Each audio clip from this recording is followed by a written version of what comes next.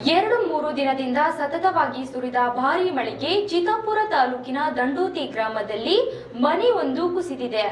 ರಫೀಕ್ ತಂದೆ ರಸೂಲ್ ಸಾಬ್ ಡೋಂಗಾ ಮತ್ತು ಪುತ್ಲಿ ಬೇಗಂ ತಂದೆ ಹುಸೇನ್ ಸಾಬ್ ಡೋಂಗಾ ಎಂಬುವರ ಮನೆಗಳು ಮಳೆಗೆ ಕುಸಿದಿವೆ.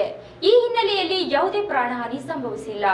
ಗೃಹೋಪಯೋಗಿ ವಸ್ತುಗಳು, ಆಹಾರ ಧಾನ್ಯಗಳು, ಕಟ್ಟಡದ ಅವಶೇಷಗಳಡಿ ಸಿಲುಕಿದ್ದಾವೆ. ಯಾವುದೇ ಜೀವ ಜಾನುವಾರು ಹಾನಿಯಾಗಿರುವುದಿಲ್ಲ. ಈ ಸಂದರ್ಭದಲ್ಲಿ ತಹಸೀಲ್ದಾರ್ ನಾಗಯ್ಯ ಹಿರೇಮಠ್ ರವರು ಸ್ಥಳಕ್ಕೆ ಭೇಟಿ ನೀಡಿ ಮಾಹಿತಿ ಪಡೆದಿದ್ದಾರೆ.